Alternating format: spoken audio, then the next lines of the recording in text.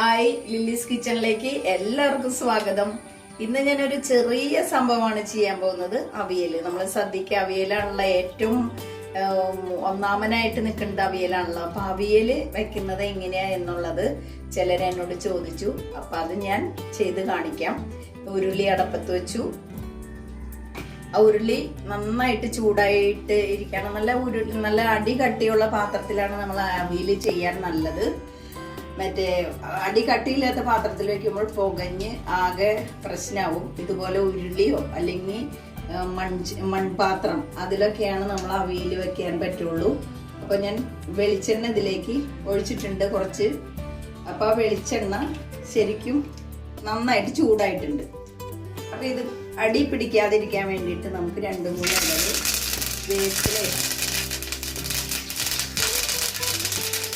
ഇലകൾ ഇട്ടതിന് ശേഷം ഇത് ഞാൻ ഇതിലേക്ക് എന്തെല്ലാം കഷ്ണങ്ങൾ എടുത്തിട്ടുണ്ടെന്ന് ഞാൻ ആദ്യമായിട്ട് പരിചയപ്പെടുത്താം. കുറച്ച് ചേന ഇങ്ങനെ ഇത്ര നീളത്തിൽ അരിഞ്ഞേക്കുന്ന ചേനയാണ്.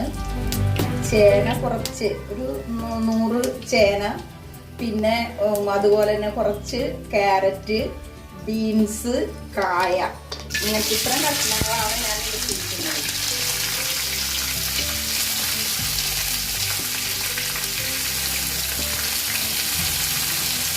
അളവൊക്കെ പറയാം കേട്ടോ.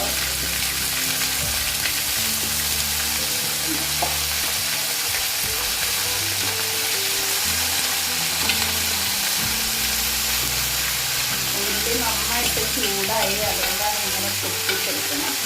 അപ്പം ഞാൻ ഇതിൽ വെള്ളമൊന്നും ചേർത്തിട്ടില്ല. ഇതിൻ്റെ കഷ്ണങ്ങളൊന്നും കൂടി ഞാൻ പറയാം.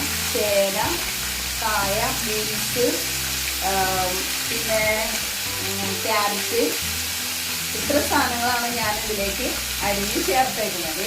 പിന്നെ അടുത്തായിട്ട് മുരിങ്ങാക്കോല്, 2 മുരിങ്ങാക്കോല് ഞാൻ എടുത്തു. അതും കൂടി ഇതിലേക്ക് ചേർത്താണ്. അതിന് ശേഷം ഞാൻ കുറച്ച്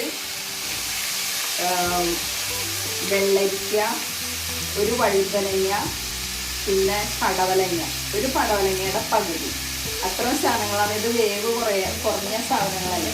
അപ്പം അതുകൊണ്ട് ലാസ്റ്റ് ഇട്ടാൽ മതി. അതരിഞ്ഞ് ഞാൻ മാറ്റി വെച്ചിരിക്കുകയാണ്. ഒരു 2 പച്ചമുളക്, നല്ല ഉണ്ടമുളക്, 2 ഉണ്ടമുളകാണ് ഞാൻ അതിലേക്ക് ചേർത്തിരിക്കുന്നത്. നല്ല എരിവ് കിട്ടാൻ വേണ്ടി. വിറകടുപ്പിൽ വയ്ക്കുന്നതാണ് ഏറ്റവും ഉത്തമം. ഇപ്പം വിറകില്ലാത്തവർ ഗ്യാസിലും വയ്ക്കും.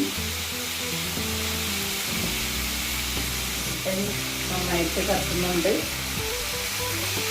അതിനുശേഷം ഞാനൊരു 1, 2, 3, 4, 5, ഒരു 6 പച്ചമുളക് ഞാൻ അരിഞ്ഞിട്ടൊന്നുമില്ല, മുഴുവനും തന്നെ ചേർക്കുന്നത്.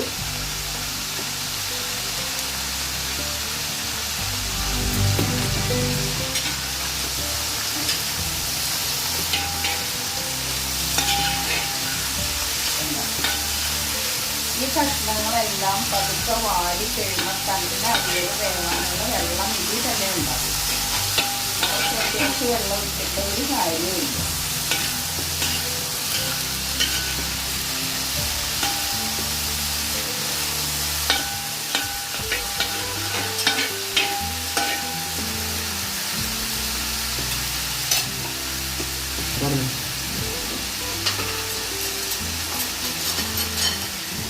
ഇനി 1 സ്പൂൺ മഞ്ഞൾപ്പൊടി നമ്മളിതിലേക്ക് ചേർക്കുകയാണ്. മഞ്ഞൾപ്പൊടി ഭംഗിക്കും, പിന്നെ തന്നെയല്ല വിഷാംശം ഉണ്ടെങ്കിൽ പോവട്ടെ എന്നുള്ള ഇതിനാണ് മഞ്ഞൾപ്പൊടി ചേർക്കുന്നത് നമ്മൾ. അതിനുശേഷം ആവശ്യത്തിന് ഉപ്പ്, ഇതിലേക്ക് ആവശ്യത്തിന് ഉപ്പ്.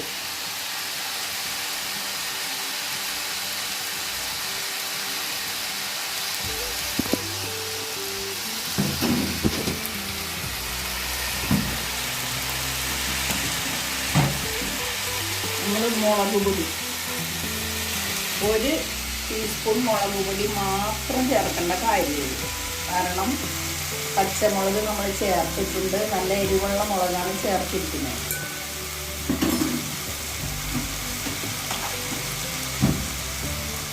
അപ്പം ഞാൻ ഇതിലേക്ക് ചെയ്യുന്നതിന് ഒന്നും കൂടി ഞാൻ പരിചയപ്പെടുത്താം.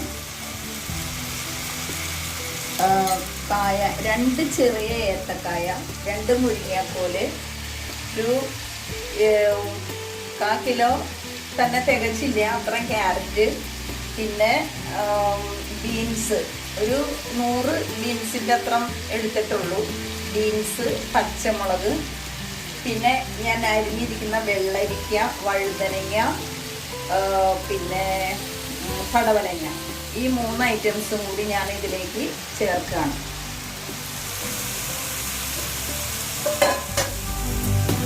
നിങ്ങൾ ഇപ്പം എല്ലാവരുടെയും വീട്ടിൽ ഇഷ്ടം പോലെ പച്ചക്കറി കാണും.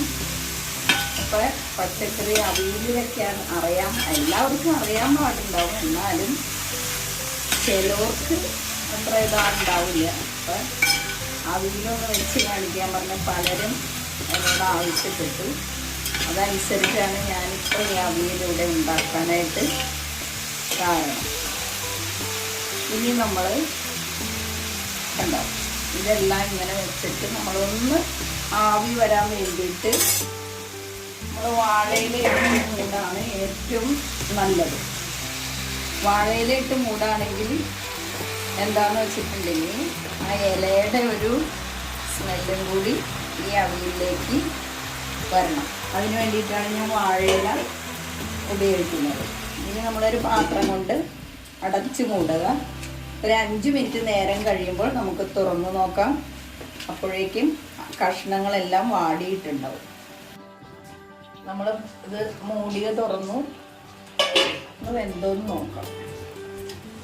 വാഴയിലേക്ക് അങ്ങോട്ട് നന്നായിട്ട് വാടി ഇരിക്കണം. നന്നായിട്ട് കഷ്ണങ്ങൾ വെന്തിട്ടുണ്ട്. അടി പിടിച്ചിട്ടൊന്നുമില്ല. നമ്മൾ അടി പിടിക്കാതിരിക്കാനാണ് മുമ്പ് തന്നെ വെളിച്ചെണ്ണ ഒഴിച്ചത്. വെളിച്ചെണ്ണ ഒഴിച്ച് കറിവേപ്പിലയും കൂട്ടി ഇട്ട് കഴിഞ്ഞപ്പോൾ കണ്ട അടി പിടിക്കണമില്ല. കണ്ട അടിവശം ഉരുളിയിൽ പിടിക്കണില്ല. ഇനിയിപ്പം ഞാൻ കുറച്ച് ജീരകവും ഒരു തേങ്ങ മുറിയും കൂടിയിട്ട് ഞാനൊന്ന് പതുക്കെ ഒന്ന് മിക്സിയിലിട്ടൊന്ന് കറക്കി എടുത്തതാണിത്. നമുക്കിത് ഇതിലേക്ക് ചേർക്കാം.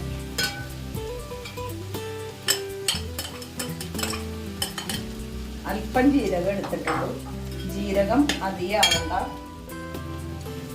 ഒരു മുറി തേങ്ങയും കൂടി ഞാൻ ഇതിലേക്ക് ചേർത്തിട്ടുണ്ട്. ഇത് നമുക്കിത് ഇളക്കാം.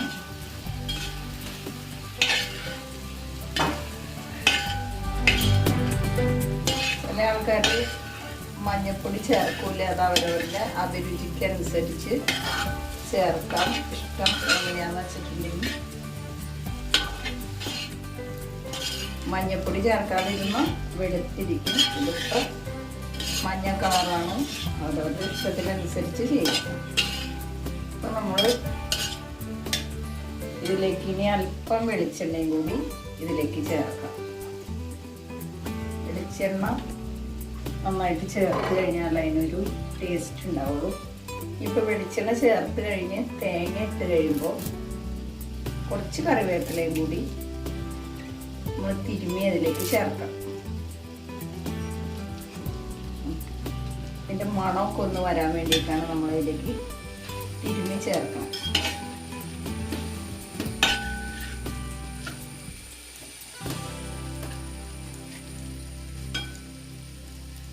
തീ കുറച്ചിരിക്കുകയാണ്. അധികം തീ വന്നിട്ടുണ്ടെങ്കിൽ കറുത്ത് പിടിക്കും. അപ്പോൾ നമ്മൾ അതിൽ റെഡിയായി കൊണ്ടിരിക്കുന്നു. ഇനിയിപ്പോൾ അധികം നേരം അടുപ്പിൽ വെക്കേണ്ട. കാരണം ഒരു അധികം നേരം ഇനി അടുപ്പത്ത് ഇരുന്നിട്ടുണ്ടെങ്കിൽ ഒരു തേങ്ങ പുഴുക്കിൻ്റെ സ്വാദ് വരും. അപ്പം അതിന് മുമ്പ് നമ്മൾ ആ കഷ്ണങ്ങളുടെ സ്വാദ് വരാൻ വേണ്ടിയിട്ട് സ്വാദ് തന്നെ എടുത്ത് നമ്മൾ കാണിക്കണം. അതിന് വേണ്ടിയിട്ടാണ് ഒരു മിനിറ്റ് മാത്രം മതി. ഇപ്പൊ അവിയൽ റെഡി ആയിട്ടുണ്ട്. ഇത് ഞാനൊരു പാത്രത്തിലേക്ക് സെർവ് ചെയ്യാം. അപ്പോൾ ഞാൻ ഇച്ചിരി ഒരല്പ വാളംപുളി ഞാൻ ചൂടുവെള്ളത്തിൽ ഞെരടി പിഴിഞ്ഞ് വെച്ചിട്ടുണ്ടായിരുന്നു. ഇതും കൂടി ഞാൻ ഇതിലേക്ക് ആഡ് ചെയ്യണം. അല്പം പുളിരസം വേണ്ടവർക്ക് മാത്രം ഇങ്ങനെ ചെയ്താൽ മതി. അല്ലെങ്കിൽ മാങ്ങ ഉപയോഗിക്കുന്നവരുണ്ട്, തക്കാളി ഉപയോഗിക്കുന്നവരുണ്ട്, അതല്ലെങ്കിൽ തൈര് ഉപയോഗിക്കുന്നവരുണ്ട്. അപ്പം ഞാൻ ഇച്ചിരി വാളംപുളിയാണ് ഞാൻ ചേർത്തിരിക്കുന്നത്. ഇപ്പം പുളിരസം കിട്ടാൻ വേണ്ടി മാത്രം ചൂടുവെള്ളത്തിൽ അല്പം വാളംപുളി ഞെരടി പിഴിഞ്ഞെടുത്ത് വെച്ചതാണ് ഞാനിപ്പോൾ ഇതിലേക്ക് ചേർത്തത്. ഇനി നമുക്ക് ഇതിൻ്റെ ടേസ്റ്റ് നോക്കാൻ സെർവ് ചെയ്തു. അപ്പം നമ്മുടെ അവിയൽ റെഡി ആയിട്ടുണ്ട്. ഈ റെസിപ്പി നിങ്ങൾക്ക് ഇഷ്ടപ്പെട്ടെങ്കിൽ തീർച്ചയായിട്ടും നിങ്ങൾ ലൈക്ക് ചെയ്യുക, എനിക്ക് സബ്സ്ക്രൈബും ചെയ്യുക. Thank you.